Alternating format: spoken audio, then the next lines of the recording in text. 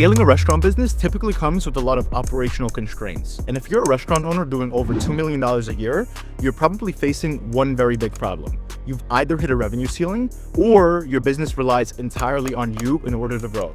And for context, McDonald's doesn't hire the best chefs in the world. They make a great system that makes anyone capable of making a decent burger. In this video, Alex, who owns 700 restaurants and manages 10,000 employees, will break down 35 years of experience in management in just 25 minutes. I hope you enjoyed this video, and if you're all about scaling your restaurant business, then hit the subscribe button down below because that's all we talk about on this channel. And if you're a restaurant owner between $2 and $50 million a year in revenue, and you want a little bit more personalized support to take your business to the next level, then you could apply to join our inner circle down below. This is where Alex will work with you one-on-one and give you everything that he's done to grow to 735 locations. So I'll see you on the inside. My style, guys, when I conduct meetings, you know, fencing, the sport fencing. So when they fence, they try to find the weak spot. It goes here, try to find the weak spot so they can touch you. So when I conduct the meeting, I start going through the numbers, through the different departments, and I try to find weak spots. And if I say weak spot, I try to push on weak spots, so the next time the weak spot becomes stronger.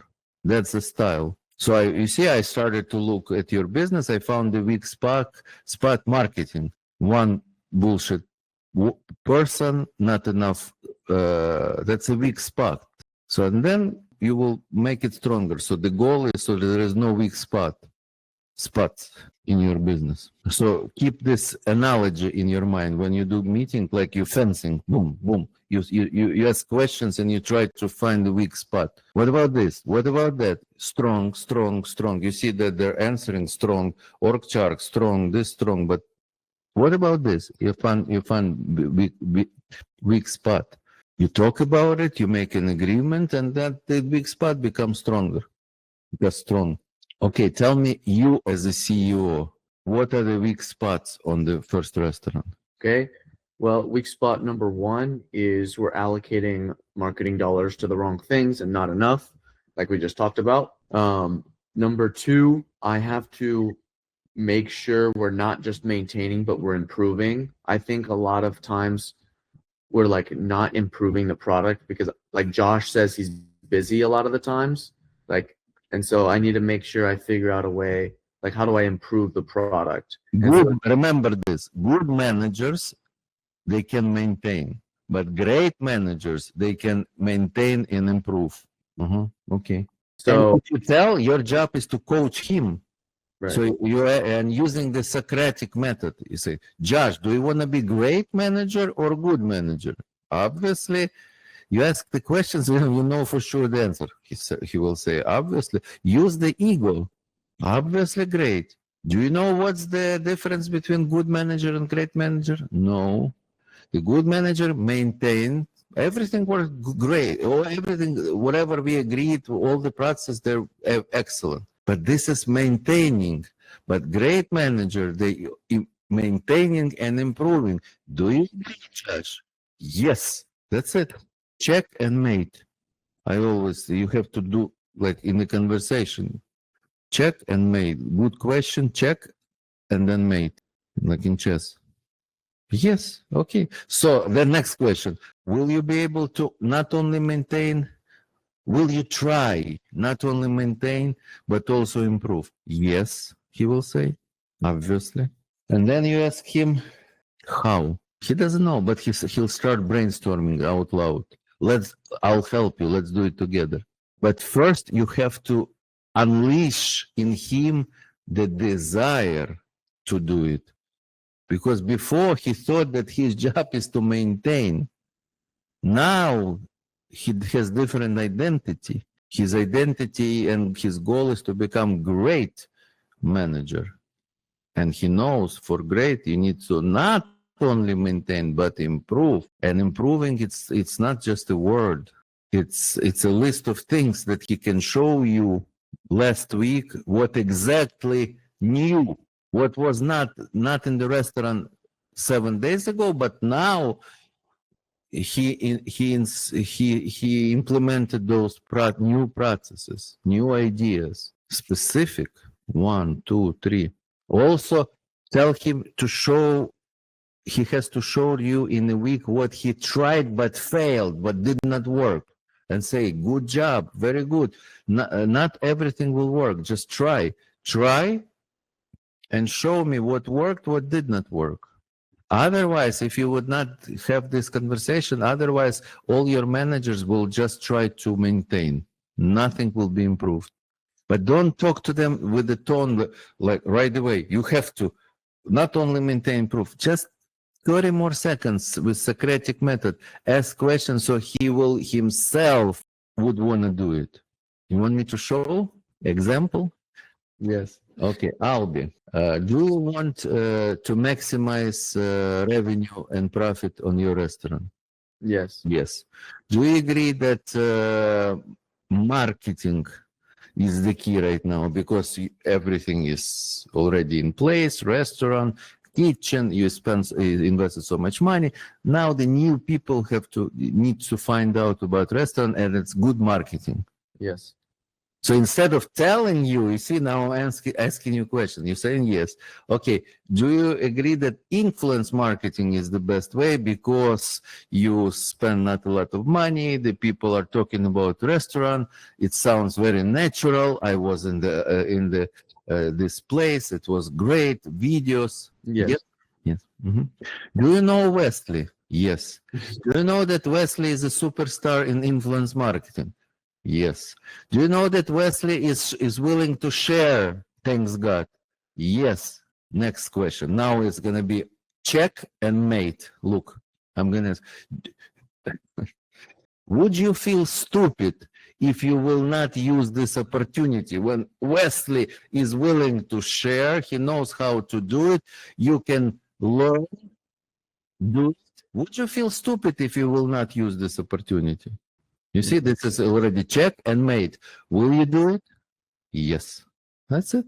You have to also ask this question so the person understands that it's very stupid not to do it. So here, I will be hero if I do it. I will be idiot if I will not do it. That's the technique. Nobody wants to be an idiot. Everybody wants to be a hero. That's the sales technique. You have to sell. In other words, you have to sell. In every conversation, you have to sell. Don't be lazy. Don't think that if they work for you, you stop selling. You're just telling them what to do. You keep selling. Any idea that you have, you keep selling. If you keep selling, the people, you would not need to manage their time, how much time. I never manage time of my employees. They fucking work 7 days a week, much more than I even expect, because I use those techniques. They feel like they're doing this, that they're painting the painting, not me with their hands. And also, my team always better with the money than me. So I tell, for example, my direct report, I tell, okay, you can spend this amount. And he goes, no, it's too much. Wow, it's such a great feeling when you feel that your direct report is better with the money. You say, buy the pen, buy the pen. No, we better buy pencil because it's cheaper. It's an unbelievable feeling when you have a team like that. But you need to empower them. So I call this management not from above, from below.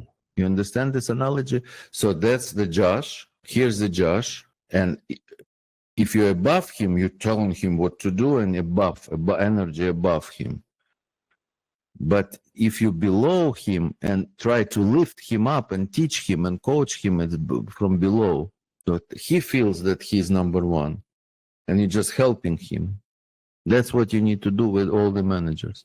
So it's org chart other way, not like typical org chart. You at the top and everybody under you. No. It's impossible. Imagine you have 10,000 people. It's impossible. The much better way, you under everybody and you try to lift everybody. So they feel that they're heroes, leaders. How do you feel that you managing from above or from below? Both. That's a good answer. That's the right way. Sometimes you need to be from above. Yes, sometimes, but as much as possible from below. From above, you need to do it only until you have a great team. When you already have a great team, all the time you're from below. As a CEO, one of the most important, you have to imagine yourself as a Formula One driver. So you're driving the car, you have to, it's your job to feel whether you can handle more speed or not. So you just have to feel the speed 5, 10, 3 for the next 12 months. Let's assume you feel that 5 you're able to handle. Let's assume 5. Then that's it. You start raising capital because you need fuel for the speed. Yeah. And you're not risking. No. Anyway, you're not opening 5 at the same time. Anyway, you just start raising capital, but you would open 1 first, maybe 2 at the same time. You start looking. So one is your original partners will finance. Another one, you will find another investor. You will open 2. Anyway, 5 is the goal, but maximum you will start opening 2 at the same time. And your muscle will start grow because now you're capable of handling weight of 1 at a time. But 2 at the same time, it's totally different weight. Yeah. That's how you develop muscles. Yeah. Management muscles. You know my record? I opened 40 in 1 month. 40 fucking in December when in Russia they're drinking. Most of them were open between 20 December and 30 when everybody's already drinking. It's unreal. And I was in San Diego living, and they were opening in Eastern Europe. And my involvement was only one: finding the right development. No.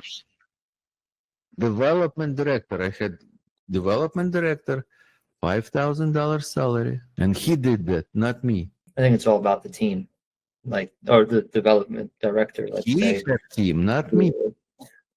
Yeah. The only thing I did, 3 things: finding him, making this crazy goal, and giving him the goal, and giving him the money to do it. So that's what I'm saying. Is like I'm kind of crazy like you, because I think that with knowing how to structure your organization and hiring the right people, you can do whatever you need to do. Yes, you can run China. One guy is president of $1.5 billion people country. It doesn't mean that he sleeps less than you. Right. Just his people. He looks more calm than you. So you can, with leverage, with the delegation, with the right people, you can be president of the world. It's how Trump does it. Just putting people everywhere. I forgot which president. I think Reagan. Somebody told me that Reagan was very lazy, but he had a great ability to put right people. So he's in history a very successful president, but he didn't work much. As long as you put right people in, you trust them. That's why we look at the org chart, right? That's why you start your day by looking at the org chart. Yes, because really, that's really what it's all I about. do all the job. My job is people, goals, and money. 3 things. Yeah. People, goals, and money. Great people are crazy goals, but I need to give them money for those goals. Yeah. Managing is making right decisions. What's managing? Decisions, like in chess. Decisions. What to do, fire, hire, raise, what to say, what to do, what to buy. So it's all about decision-making game. For decisions, in order to make better decisions, you need 2 things. Work on just 2 things.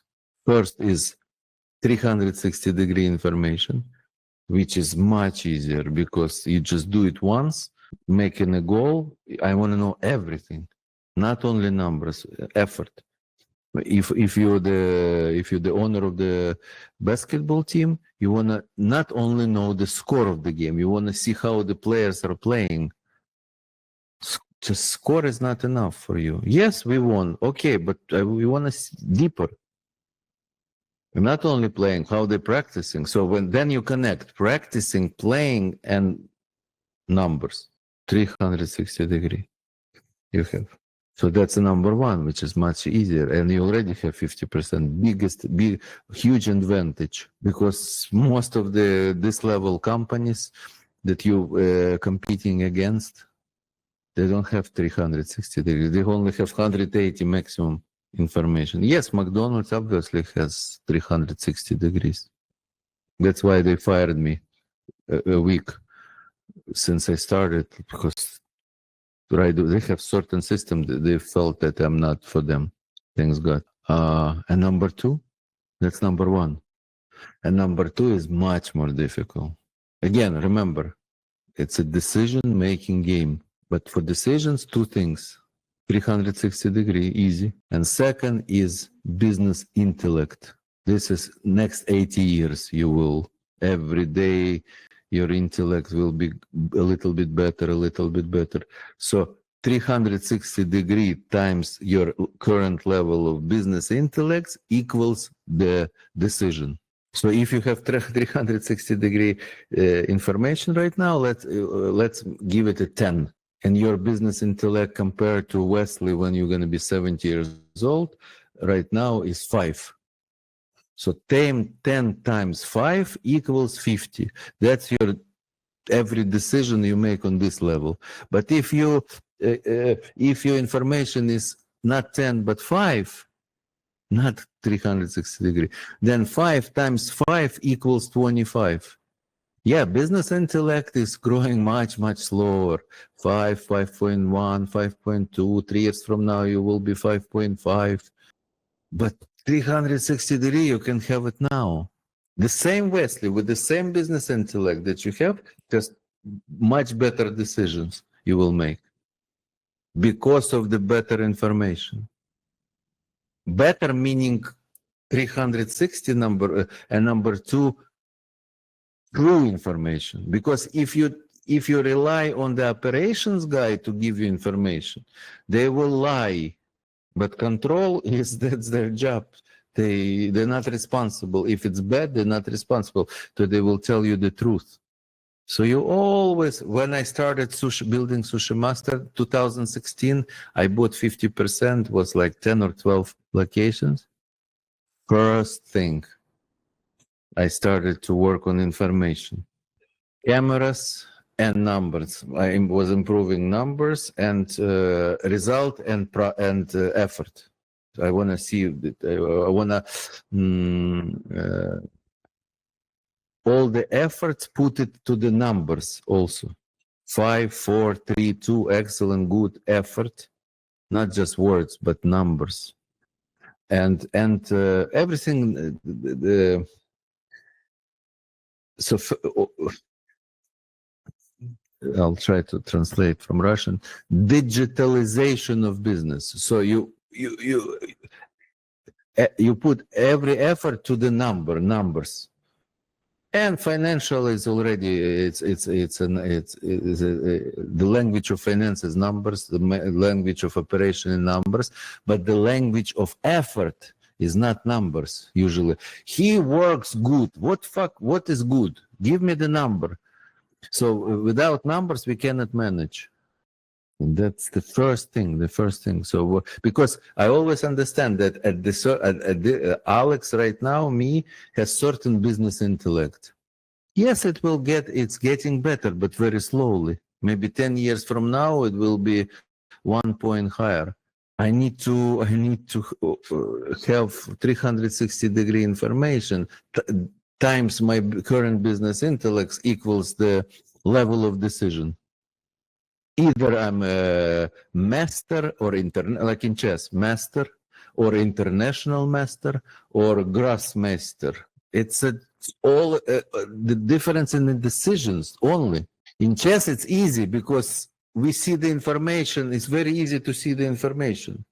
360 degrees, everybody sees right away. And in business, huge advantage. People who has true information, 360 degrees, have already huge advantage. Because for this, you agree that it's a decision-making game business. Who makes better decisions makes more money. But how we make decisions? We see information, we analyze this information, and then we come up with the decision what to do. So analyzing is business intellect. The better business intellect you have, the better you can analyze. But the good news is that AI, Wesley, has business intellect 10 times more than any human. That's why my company that I'm building right now, I'm putting all the numbers and teaching AI to analyze and give the what to do. So the goal of what I'm doing with my AI company is you come to work tomorrow, you and all your people, and AI gives you the list of things that you need to do. You see, number one, call this guy and tell to him this. And you don't understand you don't understand why. So you ask intellect, explain me why I need to do this. And he explained you the logic of why this is the best thing in 9 o'clock in the morning, why this is the best thing to do. Wow. Because he not only tells you, he can explain the logic. Question, can you win when you play, if you play chess today, can you win the world champion? Yes. If you have AI here telling you what's the next move, you will win, because AI now is playing much better than even world champion. Okay, AI tells you, make this move with this piece, and you don't understand why. That looks stupid for you, because you're not this level, looks stupid. This action might look stupid, might look even dangerous. You would never do this. But AI tells you, don't be afraid. Make this move. I'll tell you what's gonna happen next. Okay, if you're afraid, you ask, explain me why now. I'm afraid. Explain me why I need to do this. Explains you why. Okay, got it. What I'm building, my company that I'm building, first is AI becomes your navigator. I call it navigation. Like when you're driving the car, it tells you 200 feet from now, make a right.